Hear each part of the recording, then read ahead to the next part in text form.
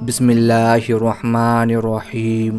السلام علیکم ناظرین کرام، نبی کریم صلی اللہ علیہ وآلہ وسلم کے ساتھ صحابہ کرام کو جو عشق اور تعلق فدائیت تھا، اس کی نظیر تاریخ عالم پیش کرنے سے قاصر ہے۔ صرف چند ایک واقعات درج کر کے بتایا جاتا ہے کہ حضرت صلی اللہ علیہ وآلہ وسلم کے صحابہ آپ پر فدا ہونے کے لیے ہر وقت اسی طرح تیار رہتے تھے جس طرح پروانہ شمع پر۔ مردوں کی فدائیت تو کجا، مسلم خواتین کو بھی نبی کریم صلی اللہ علیہ وآلہ وسلم کے ساتھ ایسا بے نظیر اخلاص تھا کہ وہ حضور کے وجود کو اپنے تمام اقربا سے زیادہ قیمتی تصور کرتی تھیں۔ جنگ احد سے فارغ ہونے کے بعد حضرت صلی اللہ علیہ وآلہ وسلم بما صحابہ کرام کے شام کے قریب مدینہ کو واپس ہوئے۔ چونکہ اس جنگ میں یہ افواہ پھیل چکی تھی کہ حضرت صلی اللہ علیہ وآلہ وسلم نے شہادت پائی ہے، اس لیے مدینہ کی عورتیں عالم گھبراہٹ میں گھروں سے نکل کر رستہ پر کھڑی تھیں اور عالم بیتابی میں منہ اٹھا اٹھا کر دیکھ رہی تھیں کہ اس طرف سے کوئی آتا ہوا دکھائی دے اور وہ حضور نبی کریم صلی اللہ علیہ وآلہ وسلم کے متعلق دریافت کرے۔ ایک انصاری عورت نے ایک شخص سے جو اسے احد سے واپس آتا ہوا دکھائی دیا، حضرت صلی اللہ علیہ وآلہ وسلم کے متعلق دریافت کیا۔ اس کا دل چونکہ مطمئن تھا اور جانتا تھا کہ حضور صحیح و سالم ہیں، اس نے اس عورت کے سوال کا تو کوئی جواب نہ دیا، لیکن یہ کہا کہ تمہارا باپ شہید ہو گیا ہے۔ لیکن جس طرح اس مرد نے حضرت صلی اللہ علیہ وآلہ وسلم کے متعلق کوئی تشویش نہ ہونے کی وجہ سے اس عورت کے سوال کی طرف کوئی توجہ نہ دی، اسی طرح اس عورت نے اپنی بیتابی کے باعث اس خبر کو کوئی اہمیت نہ دیتے ہوئے پھر حضور علیہ السلام کے متعلق پوچھا۔ اس نے پھر اپنے اطمینان قلب کے باعث اس کی تشویش کا اندازہ نہ کرتے ہوئے اسے اس کے سوال کا کوئی جواب نہ دیا، بلکہ کہا کہ تمہارا بھائی بھی شہید ہو چکا ہے۔ مگر اس کے نزدیک یہ خبر بھی چندہ اہمیت نہ رکھتی تھی۔ اس کی نظر میں باپ اور بھائی بہن سب اس وقت ہیچ نظر آ رہے تھے اور ایک ہی خیال تھا کہ اس محبوب حقیقی کی حالت سے آگاہ ہو۔ اس لیے اس نے اس خبر کو بھی نہایت بے التفاتی سے سنا اور نہایت بیتابی کے ساتھ پھر وہی سوال دہرایا، یعنی حضرت صلی اللہ علیہ وآلہ وسلم کے متعلق دریافت کیا کہ آپ صلی اللہ علیہ وآلہ وسلم کیسے ہیں۔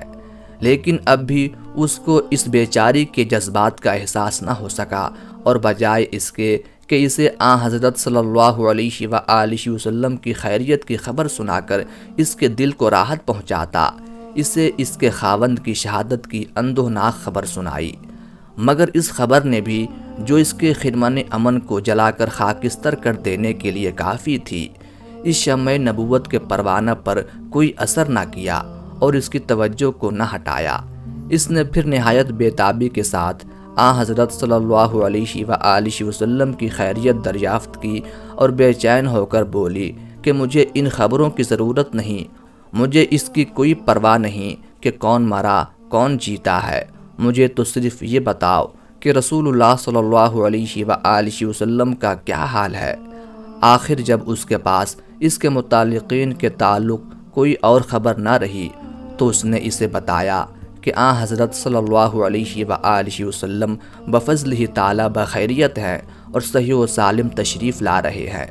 یہ جواب سن کر اس کی جان میں جان آئی، اور باوجود یہ کہ ایک لمحہ پہلے وہ اپنے تمام خاندان کی تباہی کی خبر سن چکی تھی، لیکن حضرت صلی اللہ علیہ وآلہ وسلم کی سلامتی کی خبر نے تمام صدمات کو اس کے دل سے محو کر دیا، اور ایک ایسی راحت اور تسکین کی لہر اس کے رگ و ریشہ میں سرایت کر گئی کہ بے ساختہ اس کے منہ سے نکلا کہ اگر آپ صلی اللہ علیہ وآلہ وسلم زندہ ہیں تو پھر سب مصائب ہیچ ہیں۔ صحابہ کرام کا نبی کریم صلی اللہ علیہ وآلہ وسلم کے ساتھ عشق کا اندازہ ایک اور واقعہ سے کریں۔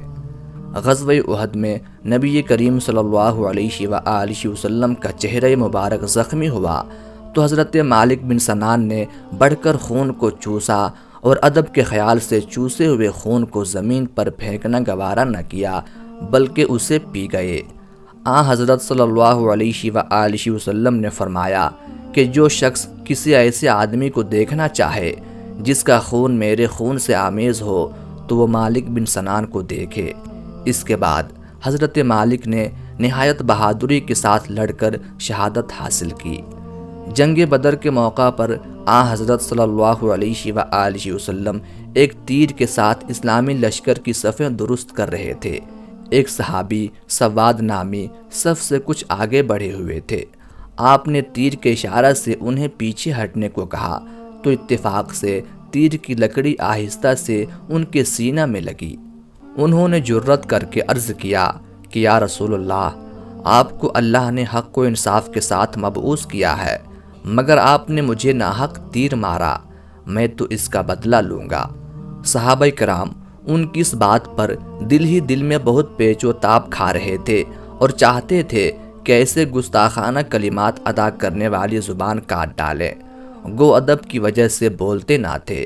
ان کے یہ جذبات بھی اس عشق کا نتیجہ تھے جو ان کے اپنے ہادی صلی اللہ علیہ وآلہ وسلم کے ساتھ تھا، لیکن اپنی محبت کے باعث وہ اس محبت کا اندازہ نہ کر سکتے تھے جس کا چشمہ حضرت سواد رضی اللہ تعالی عنہ کے دل میں ابل رہا تھا اور جس سے مجبور ہو کر ان کے منہ سے یہ گستاخانہ الفاظ نکلے تھے۔ حضرت صلی اللہ علیہ وآلہ وسلم جو سراپا انصاف اور مساوات تھے، کب اس بات کو گوارا کر سکتے تھے کہ کسی شخص کے دل میں خیال رہے کہ آپ نے اس سے زیادتی کی ہے؟ چنانچہ آپ نے فوراً فرمایا کہ بہت اچھا، تم مجھ سے بدلہ لے لو۔ انہوں نے عرض کیا کہ یا رسول اللہ صلی اللہ علیہ وآلہ وسلم، میرا سینہ ننگا تھا جس وقت آپ کا تیر مجھے لگا۔ یہ سن کر حضرت صلی اللہ علیہ وآلہ وسلم نے بھی اپنے سینہ مبارک سے کپڑا اٹھا دیا۔ اس کے بعد جو کچھ ہوا وہ دنیائے عشق و محبت میں ہمیشہ یادگار رہے گا۔ حضرت سواد رضی اللہ تعالی عنہ آگے بڑھے اور نہایت ادب کے ساتھ اپنے پیارے محبوب کے سینہ مبارک کو چوم لیا اور اس طرح اپنی بے قرار روح کی تسکین حاصل کی۔ یہ دیکھ کر حضرت صلی اللہ علیہ وآلہ وسلم نے مسکراتے ہوئے فرمایا، سواد، یہ تمہیں کیا سوجھی؟ حضرت سواد رضی اللہ تعالی عنہ نے رقت بھری آواز میں عرض کیا، یا رسول اللہ صلی اللہ علیہ وآلہ وسلم، زبردست دشمن کے ساتھ مقابلہ ہے، جنگ کا میدان ہے اور کوئی دم مار کے کارزار گرم ہونے والا ہے۔ اللہ جانے کون زندہ رہتا ہے اور کسے شہادت کا درجہ نصیب ہوتا ہے، معلوم نہیں پھر اس مقدس وجود کو دیکھنے کا موقع ملتا ہے یا نہیں۔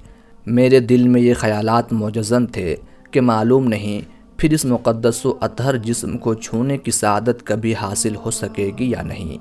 اس لیے میں نے چاہا کہ مرنے سے قبل ایک مرتبہ آپ کے جسم مبارک کو تو چھو لوں، اور اس کے لیے میرے دل نے یہی صورت تجویز کی۔